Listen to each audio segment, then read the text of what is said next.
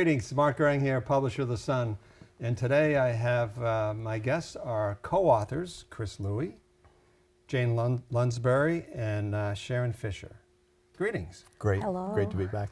And the book, I got to read the title because it's a little bit lengthy. It's lengthy. Is The Science of Watching, the Art of Seeing, and the Power of Nature Absorption.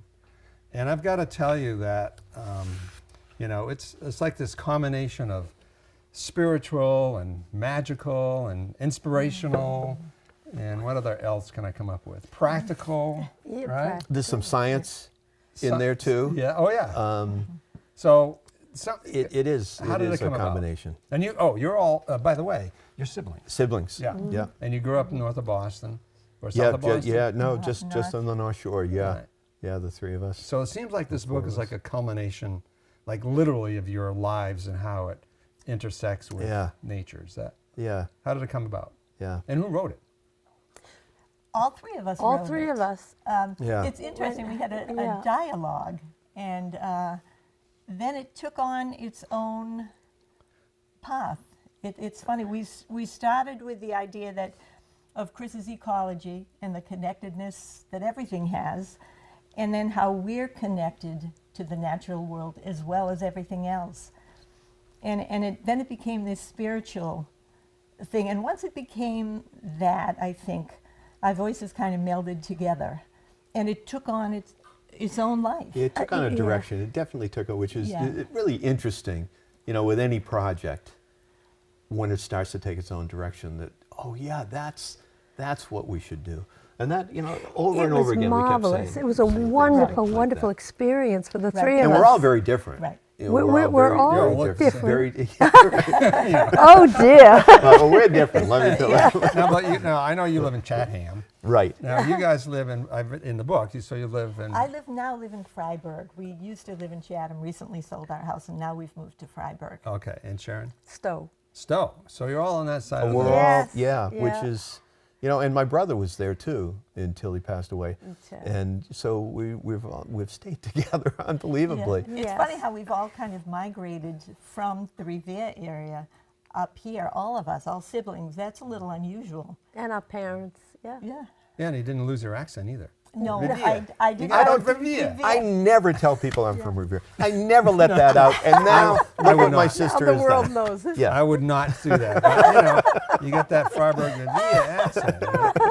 Oh The, yeah, uh, you'll hear it. You know, so I started reading it in preparation for this, and I got my little sticky notes here. And oh my gosh, within the many first 20, 30 pages, I was making all these notes. And That's it's, great. It's many, but let me just read a couple. This is page 2. So it says, there are books that encourage a connection with nature on many different levels, but this book makes connections with scientific facts and spiritual relationships that open us to a different perspective and enhances the awareness of the sacred all around us. That's pretty heavy duty. That's It kind is. of It is. spiritual. There's some depth to, I think, and that is just continued.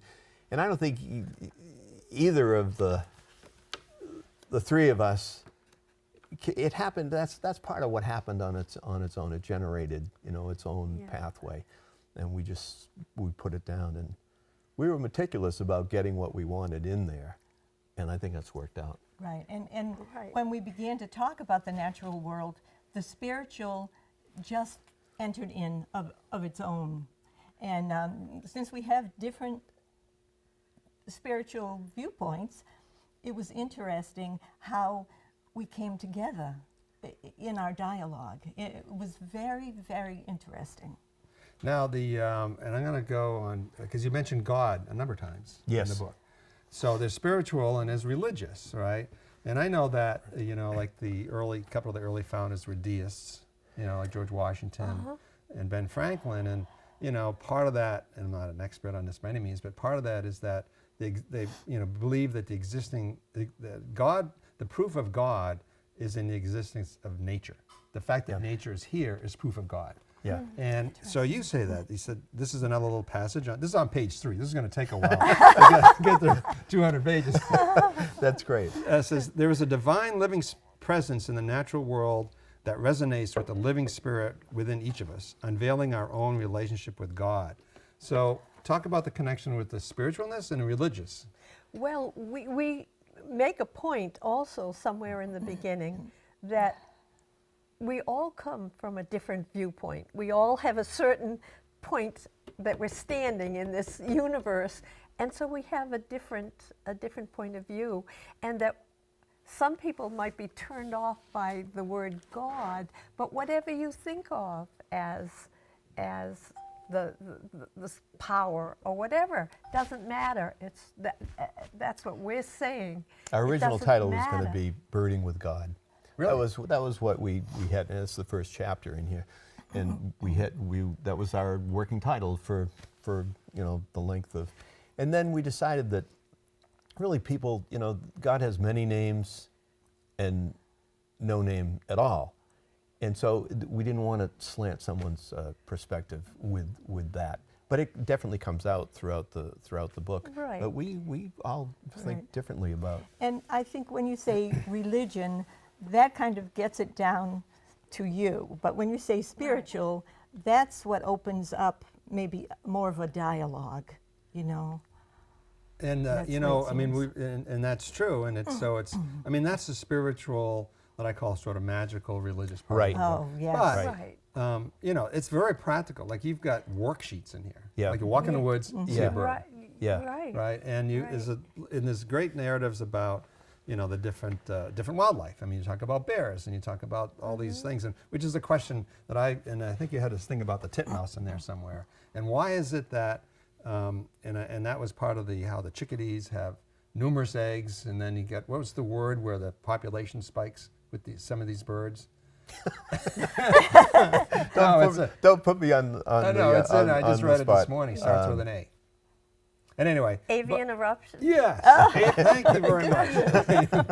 So talk about that, because why is it that this year at my bird feeder, I didn't have any chickadees, no nuthatches, or the tufted titmouse until like February 1. All of a sudden, boom, True they for showed me Yeah. up. as well. Yeah. Well, I think you can bring back everything to food, really, And if we've got a year where we've got a big mass crop in the northern forest, the whole Canadian, that vast northern boreal forest with cones, if that declines, this is really fascinating when you look into some of the, you have simple questions like that. Well, Right. why didn't I have any? You look into if that cone crop drops, then those birds have to move out to some other place to feed themselves. And they have to know before it drops, which is fascinating. They have to be aware that there's not enough food coming up so that they can already move out of there. Another mystery that's in there. And so many things are cyclical, but the northern forest, their cone production is not cyclical, and we speculate, that's all we can do, we speculate that that's probably to fool the predators. So they can't build up their population so that they can reap the benefits of a big seed crop, because then the trees won't have as many offspring for that. So they figured that it's not cyclical, so that they can fool the predators, and it's hard for the population to time itself for that, which I find just absolutely fascinating. Well, those relationships, and even, I mean, we've talked this when we were on before, you've talked about how the winter is like a desert for the Yes. water.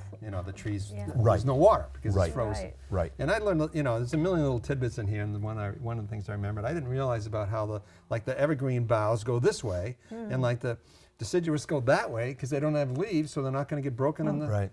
snow. Right. Right. And they get the sun. You know what I mean? The Right. deciduous get as much sun as they possibly can. Yeah, so it's amazing. So let's go. Okay, I have another.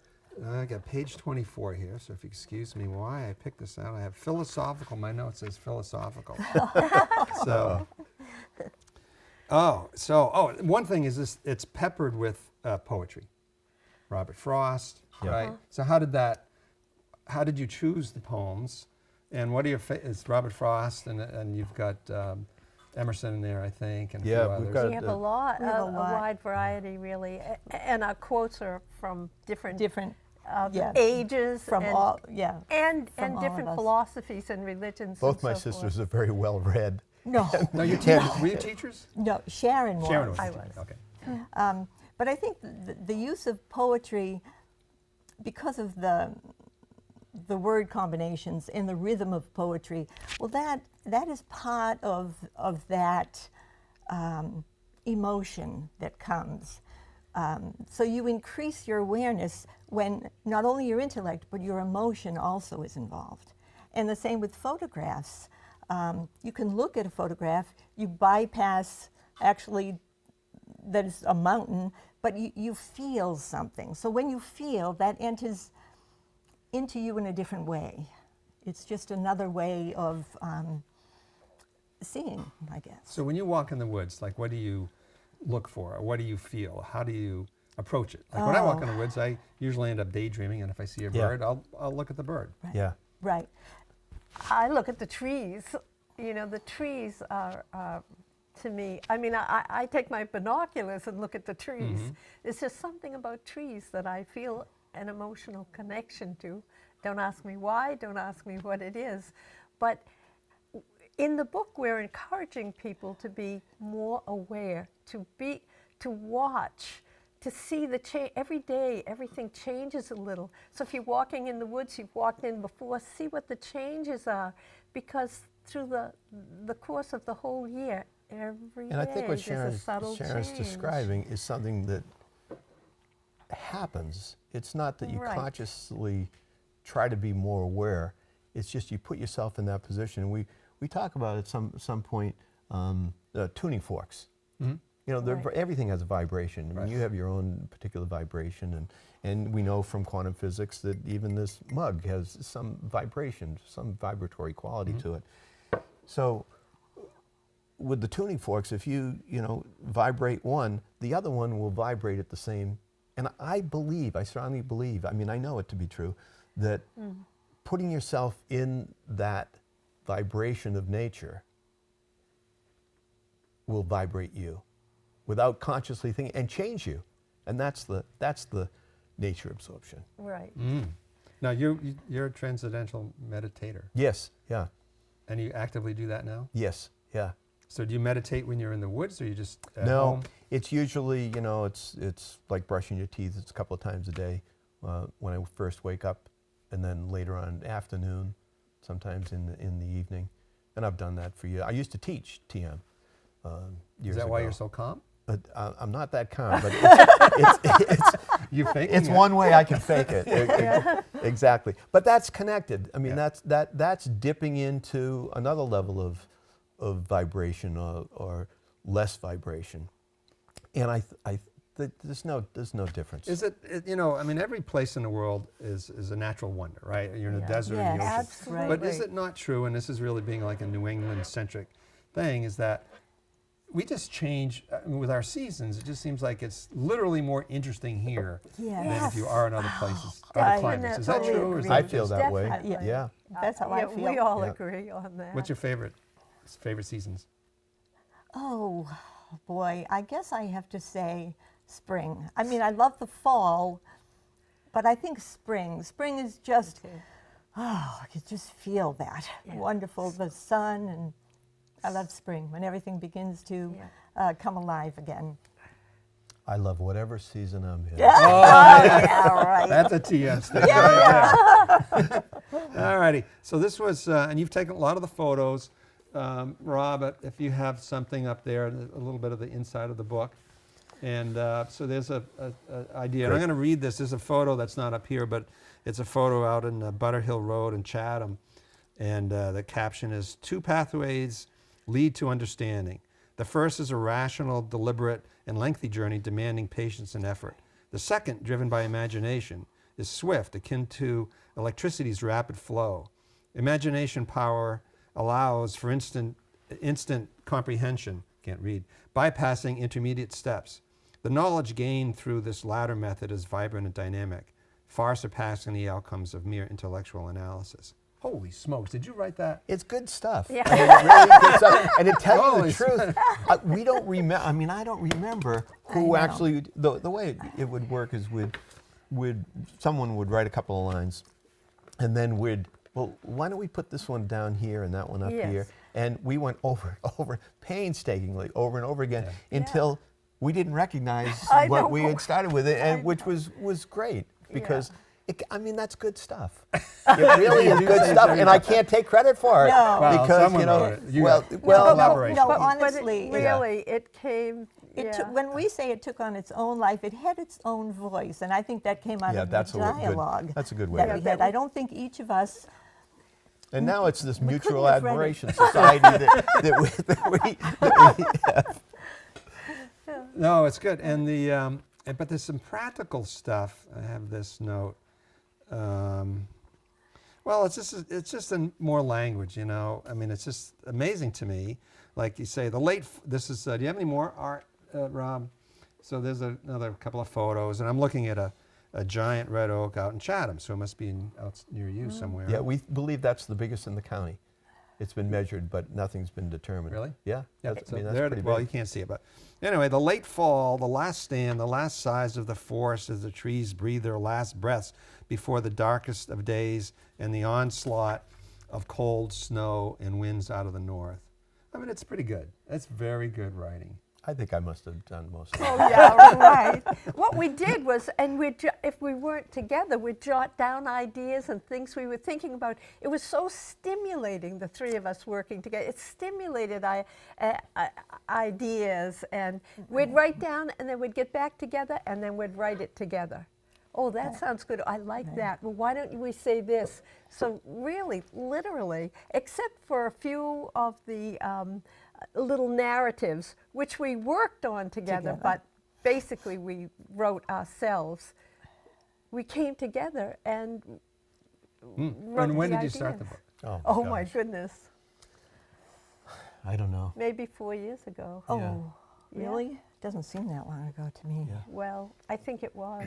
Wow. And we didn't work on it constantly. We only had maybe 3-4 hours a week Yeah, we'd together sit because down. Together. everybody's so Together. busy. But we've been pleased that it's come together in hopes that it actually is meaningful and has some depth to it, and I really think can change people's perspectives. And as Chris was saying, it happens automatically. We're part of that, and that tuning and everything, we get in sync with nature because it's part of us. We're part of it. There's not a whole lot that's new in the book, No. but there is a method of unveiling the power of nature there, and that's invaluable for people that that are well and healthy and love going out. There's more they can gain, and for people that are maybe not appreciating as much of life as they could, I think there's a tremendous amount to be gained there. What would you recommend to someone who's not a person who's in tune with nature, put it that way, and then they want to be, and they just don't. You know, they play games they play video Right. games or whatever. Right. So how do you Right. suggest to start? Do you Right. start with a piece of paper and start marking down birds, or what would you suggest to someone? I would say be out in nature, breathe the fresh air. Every day, think about the fresh air and how wonderful it is just to breathe it, and look forward to that. And then be out, be in your backyard. You don't have to take a hike, you can be in your backyard. Notice everything natural in your back, become familiar, and just your presence in its presence. And it happens automatic. You get drawn in. I think we talk about, you will get more and more drawn in because it's part of us. And a lot of our angst and nervousness and frustration and depression is from being separated and not being aware of that wonderful connection. We belong here. We talk about coming home. That's programmed into us and so visible when you study any natural type of natural history of many species. The monarch butterflies we talk about. I don't know if you've gotten. I did that. I was to gonna go ahead. Yeah. I got a question about that. And that is, it's more than fascinating. It's just a great example of that going home and really what are we all about? I mean, it gets to that point, and we have this desire to come home, And I think this is a pathway, you know, to just experience some of the some of the exercises that we put in there are easy and comfortable, Right. and Right. I think they fulfill that. Yeah, and you know, I mean, we're talking about a lot of the spiritual part of nature, but there's also just a lot of information. Right. You know, talk about the Right. monarchs. Right. And everybody kind of knows they come up from Mexico. Right. Right. But if I read this right, and I know this multi-generations get up here, but you said that there's one generation that gets back? Right. How- The super explain. Yeah, the super generation. super gen- So the ones that we see here in the fall, Right. in the autumn, are heading south, riding the winds, and they will go all the way back to central Mexico. A little spot, few acres. One generation. One generation. The last generation they know from that? here in the Canadian That's Maritimes. the thing. How do they know that? So- No, how do they know? How I do- know how the how do we butterflies- know? How do the, Oh, Well, that's what I both. mean. Yeah, how do they I know? mean, how do the butterflies know? Well, they can tag butterflies and follow the migration. You and- can tag a butterfly? Yeah. There are people that are out there, believe it or not, that are tagging the migration. But they all go back. They all go back to that one spot, and they're there for months. And they're the first lap, Right. And then they Headed head north. out, and so and then they die. So that And last then more generations. that But they're- last generation lives longer. They're larger, somewhat larger. So they're able to make that whole journey back. Because the other butterflies, how long do they live? just to the next. A month or But they- whatever. So if they're only going a month or so, that means they have to lay their eggs, develop into caterpillars, right? Yeah. Or pupae. Well, they'll lay their eggs, and then the adults die, Right. traveling north. But then that So generation then that has generation has to develop and head to north very quickly. until they lay eggs again. Yeah, well, yeah. So we've only got, that's an annual thing. And that, so that takes the place. monarchs that we see like in late summer and early fall, are those the granddaddy ones? Yeah, those are the super ones. generation. So the point is that they're carrying in their memory, you get to a point you have to have another language to describe what that is.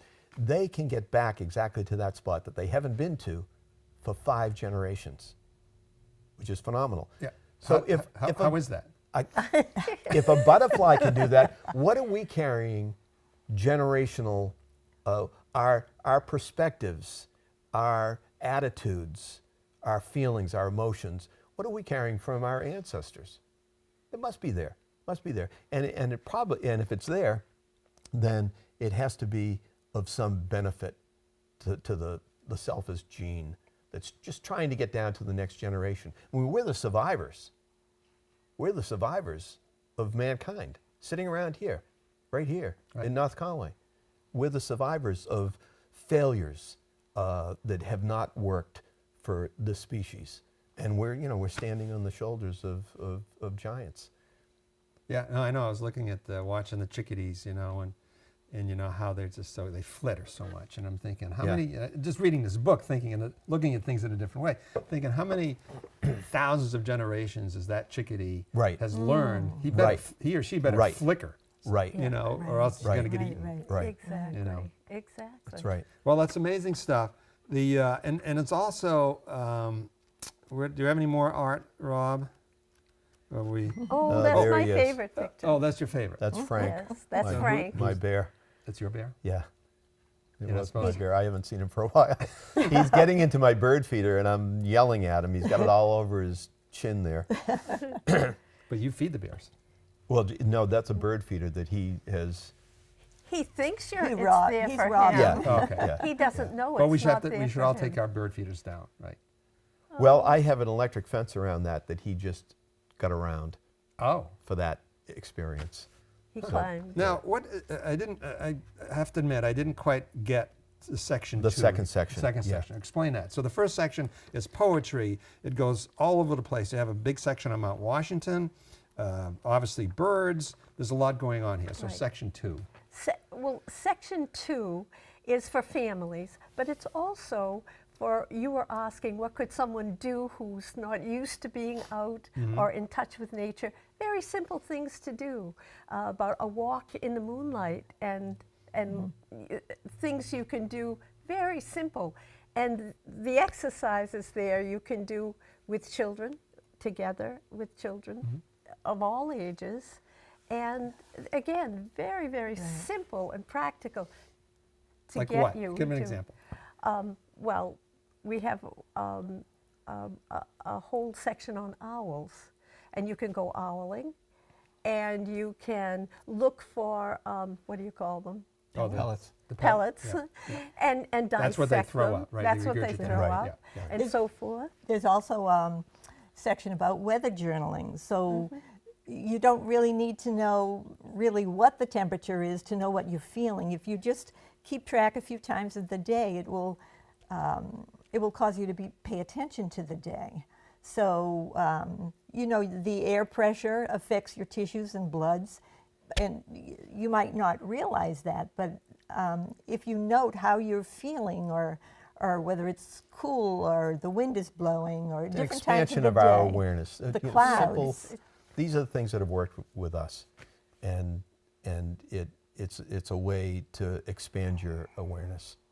Yeah. Okay. So this book is available on Amazon, obviously. No, it's not on Amazon yet. I Only because Googled I haven't. it and I saw it there. It's there, but it says it's unavailable. Oh. So I just haven't figured out how to. I haven't figured out. So that means most of the sale I, money goes to I need Amazon. some cerebral absorption before I can Okay, deal with that. but But it's it's available available at at White Laura's. Yeah, At at White Laura's at Birch. White Birch Books, and And it's a great book. So I'd like to finish with you reading the epilogue, and it's only a paragraph, or one of you. Who would like to read this? Jane, you're in the middle. Oh, Jane's I good I at don't this. have my glasses on, Well, but okay. I need my glasses. Okay, well, let someone else read it. I'm sorry. Sharon, can you read? You have your glasses on. I have to take mine Oh my off. God! I got a pair. No matter where you are, nature is there, all around us, within and without, seeking our attention. We need a different perspective to hear this calling. A change of perspective leads to a change in perception. Nature absorption is a path of intuition, healing, and spiritual transformation. Enter into the natural world in order for the energies, the power of nature to enter into you. Journey into the world of nature, the world of the obscure, the world of the ordinary, the world of ourselves and our awesome planet, and see what it may hold. You can choose. The miracles are happening now. We are very much a part of them. We are all travelers here on Earth, which is itself a traveler in the solar system, on a voyage through the Milky Way galaxy, all proceeding on our way in the cosmos. There are life-changing adventures to be had. Well, Sharon, Jane, Chris, Well, thank thanks you so very much. much. Yeah, It's thanks been for all really your good. attention Yes, with yes. that. Thank you All very right. much. Yeah, that's Good luck great. with it. That's great, Thank Mark. you. Thanks. Thank you. Okay. Okay.